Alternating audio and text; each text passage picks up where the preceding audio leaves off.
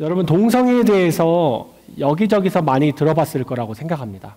그래서 동성애는 과연 어떻게 해야 되는가, 우리 손승희 목사님께서도 많이 말씀을 해주셨지만 다시 한번 특히 오늘 어린이 주일로서 우리 아이들에게 동성애에 대한 바른 그 가치관을 잘 자리 잡을 수 있도록 이 시간 말씀을 전하려고 합니다. 우리가 지금 이 동성애에 대한 설교를 듣는 이 시간에 여기 앉아 계신 분들 중에, 혹은 이 설교를 듣고 계시는 영상을 통해서 듣고 계신 분들 중에 동성애 분들이 있다면 오늘 이 말씀을 통해서 내가 어떤 게 하나님 말씀하시는 건지, 어떻게 내가 돌아와야 되는지 그것을 깨달을 수 있는 시간 되었으면 좋겠습니다. 우리 교회가 어떻게 이 동성애를 받아들여야 되고 어떻게 준비해야 되는지 말씀을 나누겠습니다. 우리가 이 동성애에 대해서 여러 가지 의견들이 있을 거라고 생각합니다. 하지만 주로 어른분들 중에서 캐나다가 아닌 한국에서 자라나신 분들이라면 동성애를 학교에서 배우기 이전에 이미 사회적인 분위기 안에서 내가 어떻게 그것을 받아들여야 되는지를 아마 대충은 기억하고 그 느낌이 남아있을 거라고 생각합니다. 제가 예를 들어 보겠습니다. 이 길을 가다가 이 PPT를 좀 도와주시겠어요? 이게 안 되네요. 네, 길을 가다가 우리 중학교 때 제 얘기입니다. 길을 가다가 많은 아이들이 같이 가는데 5,000원짜리가 땅바닥에 저렇게 떨어져 있는 겁니다. 그래서 이걸 보자마자 사람들은 저걸 줍기 위해서 다들 달려간 거예요. 달려가다가 잡으려고 하는 그 순간에 어떤 친구가 뒤에서 이렇게 얘기하는 거예요. 저거 잡으면 게이라고 얘기하는 거예요. 그러니까 딱 잡으려고 하는 그 순간에 그걸 못 잡는 거예요, 아무도. 그래서 너무 이게 5,000원을 잡긴 잡아야겠는데 잡으면 내가 게이가 될 것 같고 그런 마음이 드는데, 이제 얼마 전에 캐나다에서 중학교에서 이렇게 중학생들이 왔다 갔다 하면서 얘기를 듣는데 이렇게 얘기를 하는 거예요. 여기 gay or girl이라고 이렇게 얘기하는 거예요. gay or girl 이렇게 얘기하는 거예요. 그러니까 너 게이 할래? 아니면 걸 할래? 이렇게 얘기하는 소리를 들었어요. 근데 한 번 들은 게 아니라 여러 번 들으면서 아, 캐나다에도 그런 문화가 있구나 라는 것을 알 수 있게 됐습니다.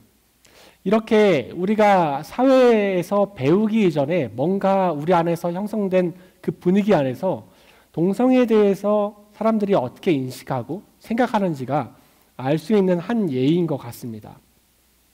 그런데 이렇게 동성애라는 단어, 그리고 그 단어들 속에서 이루어지는 많은 이슈들이 단순히 우리 한국만이 아니라 캐나다만이 아니라 여러 곳에서 이루어지고 있는 것 같습니다.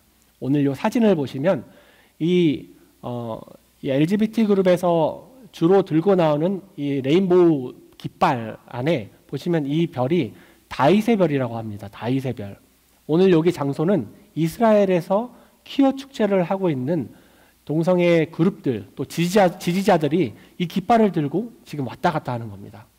우리가 이스라엘이라고 한다면 성경이 쓰여져 있는 곳이고, 그리고 유대인들이 그들의 신앙을 따라서 그들의 율법을 끊임없이 붙잡고 살아가는 곳에서 이와 같은 퀴어 축제가 벌어지고 있는 것이 현실입니다. 실제 이스라엘의 어느 한 도시는 약 10%가 동성애로 이렇게 그 동성애 그룹 집단이 살아가고 있다라고 하고 있습니다. 저는 그 사실을 듣고 참 놀랐습니다. 그만큼 이 동성애와 관련된 이슈는 많이 우리 한국만이 아니라 전 세계적으로 정말 문제가 되고 있는 상황입니다. 우리 한번 같이 생각해 봅시다. 동성애가 무엇인지, 동성애가 무엇인지 한번 생각해 봅시다. 영어로 호모섹슈얼리티라고 하는 이 동성애는 같을 동자를 쓰고 성별 성자를 쓰고 사랑 애자를 씁니다. 그러면 같은 성을 사랑하는 그런 사람들을 우리가 동성애라고 말하고 있습니다. 근데 이것은 동성애를 두 가지로 구분합니다. 일반적인 성이라는 한국말은 있지만 한국말을 영어로 이렇게 해석하면 한 가지는 섹스라고 하고 다른 한 가지는 젠더라고 표현합니다. 성이라고 하면 우리가 생물학적으로 남자나 여자냐 가지고 태어나는 그 형태를 말하는데, 오늘 여기 보면 이 사람들이 태어날 때 23개의 이 염색체를 가지고 태어납니다. 그런데 1번부터 22번까지 염색체가 쭉 같이 가다가 23번 염색체가 XX로 되느냐, XY로 되느냐에 따라서 내가 여성이 되느냐, 내가 남성이 되느냐가 구별이 되고 그때 구분이 되는 겁니다. 이거는 우리가 바꿀 수 없는 성, 영어로 섹스를 말합니다. 그 반대로 젠더라고 말하는 것은 우리가 일반적으로 사회에서 사회가 우리에게 요구하는 성, 그것을 첫 번째 젠더라고 얘기하고 내가 개인적으로 내 취향을 가지고 선택하는 성, 그것을 두 번째 젠더라고 얘기합니다. 즉 사회로부터 요구되어지느냐 아니면 내가 선택하느냐에 따라서 그 젠더가 나누어집니다. 이것을 좀 더 구분해서 얘기하면요, 이게 이제 이집트의 여사제를 나타내는 사진입니다. 이집트의 여사제지만 훨씬 더 이전에 수메르나 바벨론에 있는 여사제들이 좀 더 위험이 있어 보이고 좀 더 그 신성하게 보여질 수 있도록 복장부터 시작해서 화장을 단순하게 하지 않습니다. 그들은 여성이지만 여성과 같이 되어지지 않고 남성처럼 보여지도록 사회적으로 요구되어졌습니다. 이것뿐만이 아니라 인도에 가면은 이분들은 히즈라라는 그룹입니다. 그래서 이 히즈라라는 그룹은 태어났는데 남성이나 여성이 아니라 생물학적으로 간성으로 태어나진 사람들입니다. 그 얘기는 무슨 말이냐면 내가 태어났는데 남자지만 여성의 일부의 신체를 가지고 태어나고 여자지만 남성의 일부의 신체를 가지고 태어나는 사람들을 히즈라라고 불렀습니다. 이 사람들은 그냥 단순히 이렇게 세상 사람들과 같이 살아가는 사람들이 아니고 이 사람들끼리만 따로 살아가는 그룹들이 있습니다. 그래서 그들은 뭔가 신성하고 뭔가 하나님과 관련된, 그러니까 하나님이라고 말하는 이들에게는 신입니다. 신과 관련된 일들을 하게끔 따로 구별되어서 살게 되어집니다. 예를 들어서 결혼식에 참여해서 복을 빌어줍니다. 그러면 이 간성들이, 이 히즈라 집단들이 이렇게 기도하고 축복할 때는 일반 사람들이 가지고 있지 않은 다른 힘을 가지고 있다라고 인도 사람들은 믿고 있던 것입니다. 이렇게 사회적으로 우리에게 부여되어지는 젠더를 이 두 부류를 통해서 오늘 말씀드리고, 또 하나는 뭐냐면 내가 개인적으로 취하는 젠더를 말합니다. 이것은 무슨 말이냐면 여러분 저 남자처럼 생겼나요? 여자처럼 생겼나요? 네, 여자처럼 생겼진 않겠죠. 네, 남자처럼 생겼습니다. 그런데 제가 만약에 저는 남자처럼 생겼지만 오늘부터 여자로 살겠습니다 라고 말하면 어떻게 될까요? 그러면 오늘 글로 나오지만 나는 남성인 성으로서 섹스로 태어났지만, 생물학적으로는 남자로 태어났지만 여성으로, 여성의 젠더로 삶을 살고 싶습니다 라고 말하는 것을 의미합니다. 이 부분이 이해가 되셔야 젠더가 이해가 됩니다. 여러분 이해되나요? 제가 남자로 태어났지만 나 오늘부터 여자 할 거야 하고 여자 화장실을 문을 엽니다. 그럼 저는 여성의 젠더를 갖고 있기 때문에 그 젠더를 허용하는 나라에서는 문제가 되지 않습니다. 이것을 생물학적 성과 그리고 젠더로 나누어지는 것입니다.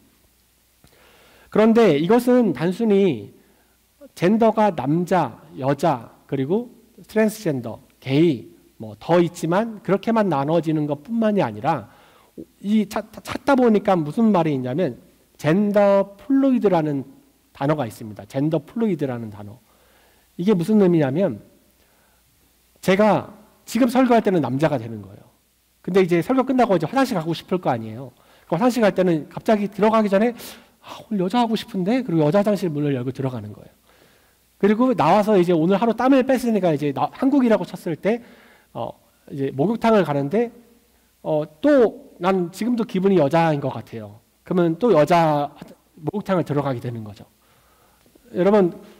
여러분들이 화장실에 있는데 다른 성을 가지신 분들이 들어온다면 기분이 어떨까요?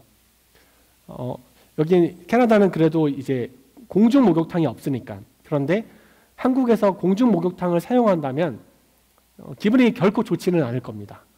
그렇죠? 이 얘기는 무슨 말이냐면 성이 제 기분에 따라서 하루에도 혹은 한 달에도 혹은 1년에도 제 마음대로 바꾸고 싶으면 바꿀 수 있는 성의 젠더를 젠더 플루이드라고 얘기하는 것입니다.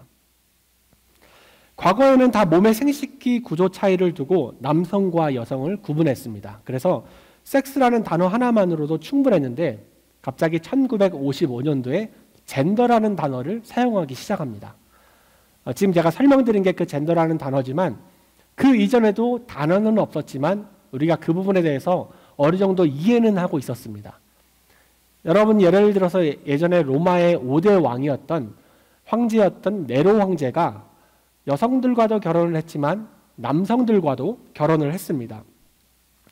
그러나 그 결혼을 했을 때 남자와 남자가 결혼하는 모습을 보고 우리는 뭐가 좀 아닌 것 같다라고 생각을 충분히 했을 것입니다. 그러나 그러한 경우가 상대적으로 굉장히 소수이거나 또한 극히 드물었기 때문에 그때는 크게 느끼지 못했지만 시간이 지나면서 사람들은 더 이상 전쟁을 통해서 사람을 죽일 필요가 없게 되었습니다. 여러분들 중에 이제 잠을 자다가 혹시라도 내가 지금 자고 있는데 내 집에 창문을 열고 누가 들어와서 나를 때릴까봐 그래서 우리 이 베개 뒤에다가 총이라든지 혹은 이 침대 밑에다가 방망이를 두고 자시는 분들 계시나요? 있을 수도 있습니다. 저희 집에도 하나 있습니다. 혹시 몰라서. 그러나 가능한 그러진 않잖아요. 이제는 웬만하면 그렇게 그냥 안전하게 살 수 있습니다. 그 얘기는 무슨 말이냐면 예전에는 우리가 죽기 살기로 나라를 정복하기 위해서 목숨을 걸고 지금 당장 내 자녀가 지금 당장 내 부모가 죽임을 당할지 모르는 상황에서 하루하루를 살았습니다. 그러나 지금은 그렇지 않습니다. 지금은 내가 살아가면서 열심히 노력해서 돈을 벌고 맛있는 것도 사 먹고 여행도 다니고 내가 하고 싶은 것을 다니면서 내 삶의 베스트 라이프를 만들려고 최선을 다하는 삶을 우리는 살고 있습니다. 그러나 삶을 누리기 위해서는 노력이나 책임이 반드시 필요합니다. 과거에는 힘이 강한 남자들이 칼을 들고 나가서 싸웠다면 지금은 물리적인 힘이 굳이 없더라도 논리적인 힘, 경쟁적인 힘을 가지고 그 힘의 구조를 바꿀 수가 있게 되었습니다. 그래서 예전에는 힘이 있어야 노동을 감당했다면 지금은 힘이 아닌 논리적인 힘 그리고 경제적으로 이것을 잘 구성할 수 있는 비즈니스적인 능력만 있다면 여성분들도 충분히 그 힘을 발휘할 수 있게 되었습니다. 그러다 보니까 어떻게 됩니까? 집안의 남자와 여자의 구조가 서로 조금씩 바뀝니다. 남자는 여자가 조금 더 능력 있고 힘이 세면 남자는 나가지 않아도 됩니다. 여자분들이 나갈 때 이렇게 우리가 뭘 들어주죠? 여러분? 기억나시나요? 무슨 맨이라 그러죠? 밑에서부터 이렇게 쭉 올리는 걸? 셔터맨이라 그러죠. 셔터맨. 여기 있나 모르겠네요. 셔터맨을 이렇게 셔터맨 역할을 해서 들어줍니다. 그러면 여자분들이 나가서 일을 하고 돌아올 수 있도록 남자분들이 집안일을 잘 합니다. 여기 셔터맨의 정의가 뭐라고 되어 있냐면 능력 있는 아내가 운영하는 가게의 문을 열고 닫는 일을 하는 무지개 남편을 이르는 말이라고 나와 있습니다.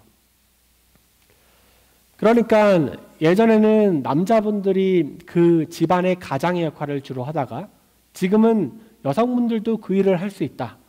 너네만 잘하냐? 그리고 너희들은 불공평해. 너희들은 도무지 공평한 게 뭔지 모르고 니들 원하는 대로만 하고 살아. 라고 하다 보니까 남성과 여자의 구조가 바뀌고 여성분들이 이제는 내가 그러면 남자의 역할을 하면 되지.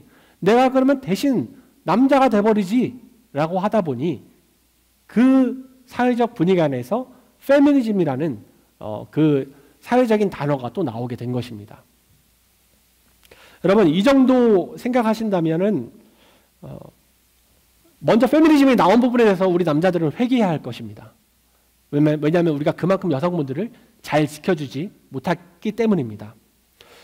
여기까지 제가 설명드리면 성이나 젠더 이런 부분들을 좀 이해하고 본론으로 들어갈 수 있을 것 같습니다. 우리 현실에서 일어나는 일을 한번 얘기해 보겠습니다. 제가 어느 날 우리 아이가 집에 학교에서 돌아왔는데 아이가 이런 말을 하는 겁니다. 아빠, 우리 선생님이 책을 읽어줬는데 학교에서 집에 가면 맘 1이 있고 맘 2가 있대. 그리고 다른 가정에는 데디 1이 있고 데디 2가 있대. 이렇게 얘기를 하는 거예요. 저는 그 얘기를 들으면서 올 게 왔구나. 왜냐하면 캐나다 오기 전에 많은 사람들이 캐나다인 분들도 또한 캐나다에서 이민 갔다 오신 분들이 저에게 해주셨던 얘기가 동성애에 대해서 조심해라. 그렇게 얘기해 줬기 때문에 이미 준비하고 아이들에게도 많이 가르쳐 줬습니다. 그러나 현실 안에서 학교에서 정말 아이들을 그렇게 가르친단 말이야? 그렇게 가르치는 거에 대해서 처음 얘기를 듣고 조금 놀랐습니다. 저는 주중에 그 오디오, AV 시스템이라고 해서 오디오 비디오를 설치하는 일을 합니다. 그래서 이제 CB와 관련된 학교에 가서 스마트보드라는 것을 설치를 합니다. 스마트보드를 설치하다 보면은 거기서 저희들이 설치할 수 있도록 장소를 제공해 줍니다. 주로 도서관이 되는데 그 러닝 커먼이라는 그 장소에 가면 책들이 이렇게 펼쳐져 있습니다. 책들이 이렇게 펼쳐져 있는데 이렇게 책들을 보니까 그 책들 안에 남자와 남자가 유모차를 밀고 있고 그리고 여자와 여자가 서로 키스를 하고 아이를 데리고 있습니다. 그리고 그 외에 그냥 제가 말로 표현하기 어려울 정도 이 책은 아니었는데 사진을 제가 잊어버렸습니다. 그래서 이와 비슷한 책이었는데 뭔가 장애인과 같이 있는 것도 있고 또한 흑인, 이 블랙피플과 같이 있는 것도 있고 그 외에 여러 가지 이 가족의 형태라고 얘기하지만 그 안에는 동성애가 숨어져 있습니다. 남자와 남자가, 여자가 여자가 이렇게 부부를 이루고 아이까지 심지어 데리고 있습니다. 이것을 보면서 저는 참 놀랐습니다.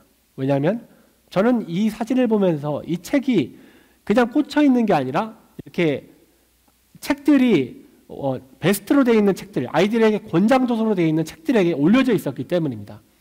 그런데 이 책을 보면서 저는 동성애가 죄라는 것을 알고 있었기 때문에 상관없지만 우리 아이들이 이 책을 보면 어떨까라는 생각을 들었습니다. 왜냐하면 아이들은 뭐와 같죠?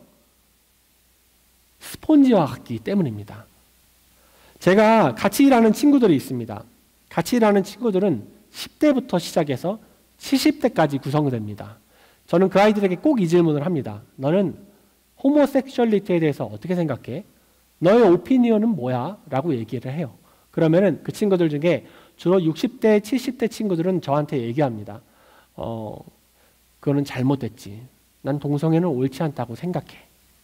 그러나 조금 나이가 젊은 분들, 40, 50대에게 물어보면 뭐 사람들이 그렇게 얘기하는데 나한테 피해만 오지 않으면 나는 상관없어. This is not my business라고 얘기합니다.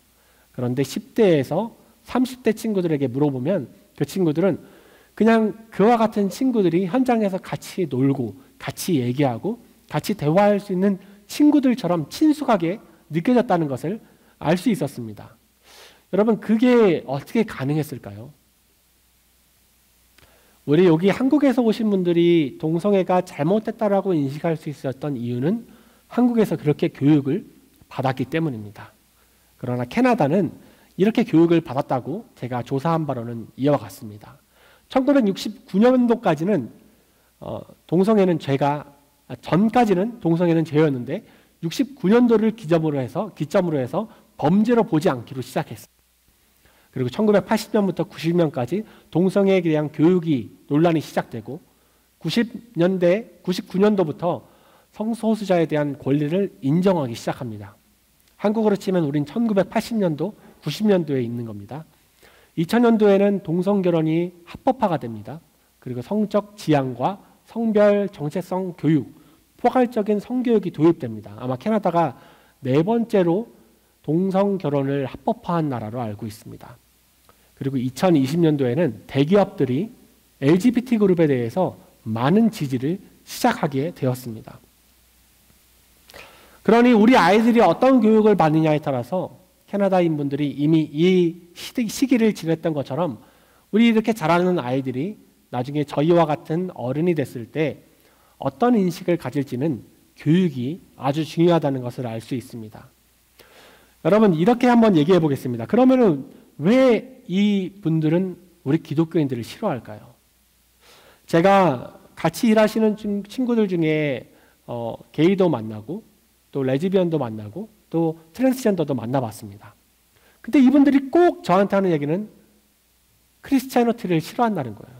그러니까 나는 한국 사람, 나는 기독교인을 너무 싫어해. 나는 저 사람들이 왜 그러는지 모르겠어. 라고 꼭 얘기를 하더라고요. 제가 물어보지도 않았고 제가 크리스찬이라고 말도 안 했습니다. 그 사람들이 왜 싫어할까 생각해 보면 바로 성경 때문입니다. 여러분 성경, 특히 오늘 읽었던 레위기, 모세오경이 언제 쓰여졌죠?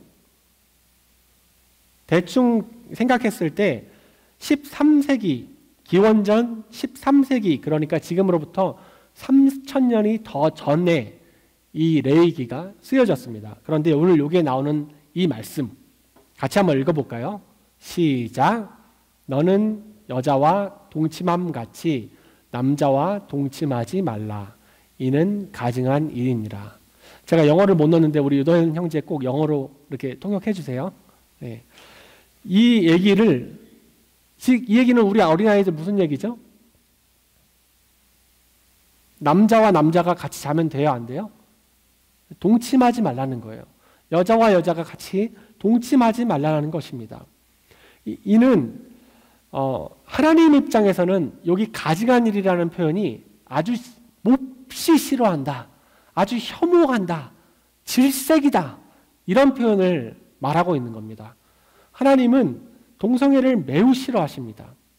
동성애가 옳지 않다는 것은 선천적으로든 그리고 성경을 통해서든 우리는 알 수 있고, 그렇기 때문에 성경이 말하는 것을 성경을 부정해야지만 동성애인들은 합법화 인정을 더 많이 받을 수 있습니다. 왜? 전 세계적으로 기독교의 영향을 받은 사람들이 너무나도 많기 때문입니다. 그러나 성경이 부정되어져 버리면, 성경이 옳지 않다는 걸 부정할 수 있다면 이들에게는 조금 더 힘과 합법적인 능력을 가질 수 있게 되기 때문에 기독교인들을 싫어합니다. 여러분, 어떤 교회들과 교단들은 아니야, 동성애를 죄라고 하지 않습니다. 또 뭐라고 말하냐면, 동성애는 그 당시 레위기, 그 당시 모세가 율법을 정해줬을 때 그 시기에 한시적으로 지어진 거지 오늘날까지 해당되지는 않아. 그러니까 그렇게 해석하면 안 되는 거야 라고 말하면서 사회적으로, 세상적으로 문을 열고 동성애인분들을 받아들이고 직분자들을 세우고 심지어 성직자로서의 역할을 감당하게 합니다. 옳은 걸까요, 여러분? 옳지 않습니다. 결코 옳지 않습니다. 특히 우리 어린아이들은 당연히 부모님을 통해 철저하게 교육을 받고 있을 거라고 생각합니다. 하지만 오늘 여기에서 우리 아이들에게 분명하게 말해주고 싶습니다. 여러분, 동성애는 뭐라고요? 죄예요, 아니에요? 동성애는 죄입니다. 동성애는 하나님께서 죄라고 말씀하고 있습니다. 여러분들 중 혹시 여러분들 주위에 혹은 여러분들 중에 동성애를 하고 있다면 그것은 하나님께 죄를 짓고 있는 것입니다. 그것도 하나님이 아주 혐오하는 죄라는 것을 잊지 마십시오. 내가 게이다, 레즈비언이다, 트랜스젠더다, 양성애자다, 기타 등등의 다양한 성을 표현하고 있지만 하나님은 성경에 남자와 여자 말고는 다른 성을 만드신 일이 결코 없습니다. 오늘 이 말씀 같이 한번 읽어볼까요? 시작. 하나님이 자기 형상, 곧 하나님의 형상대로 사람을 창조하시되 남자와 여자를 창조하시고. 성경에서는 성을 단 2개밖에 없다라고 정의하고 있습니다. 결코 흔들리시거나 혼돈되시면 안 됩니다. 여러분, 하나님은 동성애를 아주 싫어하십니다. 아주. 역사적으로 인간의 쾌락의 끝은 주로 부와 풍족으로 흘러 동성애로 마무리를 합니다. 동성애와 관련된 또 다른 말씀을 보면 레위기 20장 13절에 이렇게 말하고 있습니다. 누구든지 여인과 교합하듯 남자와 교합하면 둘 다 가증한 일을 행함인즉 반드시 죽일지니 그 피가 자기에게로 돌아가리라. 아멘. 여러분, 여기서 그 피가 자기에게로 돌아간다는 의미는 뭐냐면 내가 책임을 진다는 겁니다. 내가 내 죄로 인해서 내 책임을 진다는 겁니다. 하나님은 참 신기하게 그것을 실제적으로 보여주십니다. 2014년도 통계자료를 보면요, 9,000명이 넘는 사람들 중에서 8,885명, 즉 92%에 해당되는 사람들이 에이즈에 걸린 사람이 성별로 따졌을 때 남자라고 말하고 있습니다. 즉 92%가 남자고 8%가 여자입니다. 이게 어떻게 가능하죠? 남자와 여자가 같이 동침하면 50대 50은 돼야 되는데 어떻게 92 그리고 8이 될까요? 이거를 우리가 한번 생각해 보면 동성애가 이루어졌기 때문에 동성 간의 접촉으로 인해서 이 AIV라는 감염 바이러스가 서로에게 접촉되고 전염돼서 에이즈라는 그 병을 얻게 됐다는 것을 우리가 알 수 있습니다. 이 병에 걸리면 죽습니다. 물론 지금은 우리가 꾸준하게 치료를 받으면 살 수 있지만 이 병에 걸린 것을 우리가 사회적으로 드러내야 됩니다. 그래야 치료를 받을 수 있기 때문입니다. 에이즈에 걸린 많은 사람들은 후회합니다. 정말 많은 사람들이 후회합니다. 그러나 세상은 보건기구는 이와 같은 사실을 결코 드러내지 않습니다. 왜냐하면 LGBT 그룹이 두렵기 때문입니다. 여러분, 동성애를 아주 싫어해서 성경에 보면 멸망한 나라들이 많이 있습니다. 어디가 있죠? 동성애로 인해서 하나님은 소돔과 고모라를 유황불로 다 태워버리십니다. 가나안 민족을 이스라엘을 통해서, 고린도를 로마를 통해서, 그리고 로마를 게르만족과 오스만 제국을 통해서 다 멸망시켜 버리십니다. 오늘날과 같이 부가 넘치는 시대에 다음 어떤 나라가 멸망이 올지는 우리가 회개하지 않으면 그것이 우리에게 올 거라는 것을 우리는 결코 피할 수 없을 것입니다. 여러분, 응용 부분으로 한번 들어가겠습니다. 이외에 정말 전달하고 싶은 내용들이 너무 많습니다. 특히나 교회에서 이 성교육은 우리 아이들에게 또 우리들에게도 매우 필요한 얘기입니다. 왜? 우리 부모가 이거 쉽게 하기 어렵기 때문입니다. 그리고 부모님들도 이 사실에 대해서 잘 모르기 때문입니다. 우리가 이와 같은 정보들을 더 많이 알고 싶다면 성경의 유튜브에 김지연 박사 그리고 염한섭 의사 원장이라고만 쳐도 많은 정보를 얻을 수 있습니다. 여러분, 세상에서 아무리 많은 부를 얻은 듯 우리가 이 일로 인해서 아이들을 놓치게 된다면 우리는 세상의 모든 것을 다 놓친 것과 다름이 없을 것입니다. 여러분들이 한번 생각해 보십시오. 내 자녀가, 내 친구가, 내 부모가 다른 성을 선택하고 내게 이제부터 나는 남자로 살기로 했어. 여잔데. 이제부터 나는 남자로 살기로 했어. 그래서 난 남자랑 결혼할래. 남자인데 남자랑 결혼하고 여잔데 여자랑 결혼한다라는 일이 여러분들의 삶 가운데 일어날 거라고 여러분들은 상상하지 못할 것입니다. 왜냐하면 여러분들에게 일어나지 않았기 때문에, 저에게도 일어나지 않았기 때문입니다. 그러나 여기에서 우리가 마지막으로 조심하게 그리스도인으로서 다루어야 될 부분이 있습니다. 그것은 바로 성경에 대한 것입니다. 여러분, 성경은 우리가 매를 들기 위해서 사용하는 도구가 결코 아닙니다. 성경은 이것이 옳지 않다, 죄다라고 말해서 나는 지키고 상대방은 지키지 않는다라고 해서 그 사람들을 정죄해도 될까요? 다른 사람들이 죄 짓는다고 우리 정죄할 수 있습니까? 정죄할 수 없습니다. 제가 예를 들어보겠습니다, 여러분. 나는 기도회를 참여한다. 그리고 나는 교회 봉사에 참여한다. 그리고 나는 헌금을 내고 있다. 이와 같은 많은 종교 활동들을 통해서 그렇게 하지 않는 사람들을 두고 너는 왜 그러지 않아? 너는 왜 그렇게 못해?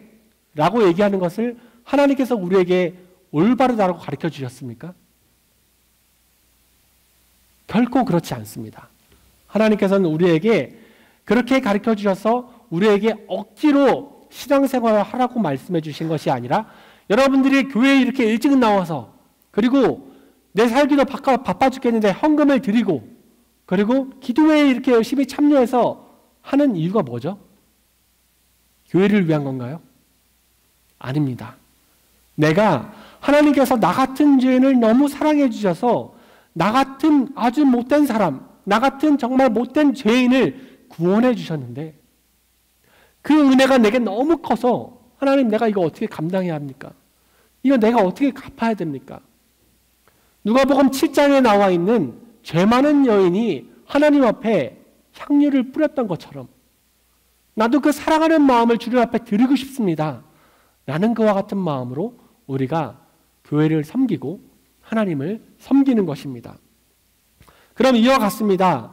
우리가 만약 이 일로 인해서 우리에게 다가오는 동성애인 분들을 정죄한다면 우리는 바리새인이 되고 말 것입니다.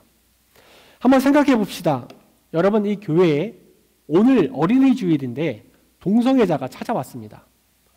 이 동성애자가 앞에 보여주시겠어요? 사진 좀. 동성애자가 나는 동성애를 하면 즐거운데 집에 오면 너무 고통스러워. 그래서 이 고통스러운 마음을 어떻게 해야 되지? 한번 교회나 가볼까? 생각하는 마음으로 교회에 찾아왔다고 생각해 봅시다. 교회에 한 번도 와본 적도 없고 성경에 대해서 한 번도 들어본 적이 없습니다. 그런데 오늘 여기 이 자리에 앉아있다고 생각해 봅시다. 여러분 어떻게 생각하시겠습니까? 동성애인분들은 동성애인들을 봤을 때 알아볼 수 있다라고 얘기합니다. 우리도 어느 정도 알아볼 수 있습니다. 그런데 여기에 와서 앉아있는데 그 사람을 보고 우리는 어떻게 행동하고 어떻게 말해야 될까요? 이 부분에 대해서 우리가 잘 생각해 봤으면 좋겠습니다. 처음에 아이들끼리 놀리면서 Are you gay? or girl and gay? 이렇게라고 얘기하는 모습처럼 그 사람들을 놀리는 것이 올바를까요? 놀리면 이 사람들은 바로 밖으로 나갈 것입니다. 바로. 그러면 이 사람들을 향한 교회를 따로 지어야 될까요? 그럼 이 사람들은 하나님이 천국 가라고 이 땅에 보내지 않으신 분들일까요? 우리가 그렇지 않다는 걸 알고 있습니다. 오늘 이 시간에 그분들이 여기에 온다면 우리는 따뜻하게 사랑하는 마음으로 그분들을 감싸주어야 할 것입니다. 그분들에게 다른 새신자가 온 것처럼 반겨주고 그분들을 위해서 기도해주고 그분들을 위해서 우리는 신방해줘야 할 것입니다. 즉 우리가 어렸을 때 우리처럼 부족한 사람들을 교회에서 기다려줬던 것처럼 끝까지 인내하고 기다려주는 그 마음을 통해서 이제는 우리가 그들을 섬겨야 될 때라는 것입니다. 그러면은 우리가 이제 이 길 잃은 양이 이 교회에 왔기 때문에 기뻐하고 즐거워하고 마냥 행복해야 할까요? 아닙니다. 오늘 여기에 앉아있는 그 사람은 길 잃어버린 어린 양이 아니라 길 잃어버린 이리입니다. 여러분, 이리가 양 가운데 있다면 어떤 영향을 끼칠까요? 양을 잡아먹지 않을까요? 그래서 우리가 이곳에 길 잃어버린 이리가 왔을 때는 우리가 공의의 마음으로 그에게 다가가서 사랑해주는 마음도 맞지만 또 한편으로는 그 공의를 가지고 그 사람에게 율법, 하나님의 말씀에 대해서 올바르게 가지고 흔들리지 말아야 합니다. 이 사람이 온 것은 양이 아니라 일이라는 것을 우리가 잊지 말아야 할 것입니다. 주님은 죄인을 위해 이 땅에 오셨지 의인을 위해서 이 땅에 오시지 않으셨습니다. 교회에 어떤 죄인이 오든지 이들을 섬기고 품어줄 수 있는 넓은 가슴을 가진 신앙인들이 우리는 될 수 있어야 합니다. 여러분, 오늘은 어린이 주일입니다. 어린이 주일은 1923년도에 방정환 선생님이 어린이들을 기념하는 마음으로 세워진 날입니다. 그리고 감사하게도 그 날이 오늘날까지도 진행되어지고 있습니다. 우리 기독교에서는 그리스도인인 부모의 신앙을 자녀가 잘 물려받아서 부모가 그랬듯 자녀가 하나님 나라를 이 땅에서 잘 살아갈 수 있도록 기억하고 기념해야 할 뜻깊은 날입니다. 그리고 오늘 이 설교를 잘 기억하셔서 우리 어린아이들은 동성애가 죄라는 것, 그리고 학교에서 가르쳐주는 그 어떤 것이 성경과 상충될 때는 뭐가 정답이라고요? 우리 어린아이들? 우리 어린아이들 성경과 학교에서 가르쳐주는 것이 상충되면 뭐가 정답이라고요? 대답해 주시겠어요? 성경이 맞아요? 선생님이 얘기해 주시는 게 맞아요? 네. 여러분, 우리도 마찬가지입니다. 아무리 유학적인 기술로, 아무리 우리가 AI에게 이런 모든 걸 물어봐서 답을 얻은들 성경이 말하는 것과 상충된다면 우리는 성경을 반드시 택해야 합니다. 그리고 우리는 끊임없이 우리 자녀 세대들에게 올바른 하나님의 말씀을 가르쳐야 합니다. 여러분, 우리 자녀들 알아서 잘 크겠지, 교회가 알아서 잘 키우겠지, 뭐 유튜브에서 재밌는 거 잘 알아서 배우겠지. 학교에서 결국 뭐 나쁜 거 배우겠어? 라고 생각하시면 절대 안 됩니다.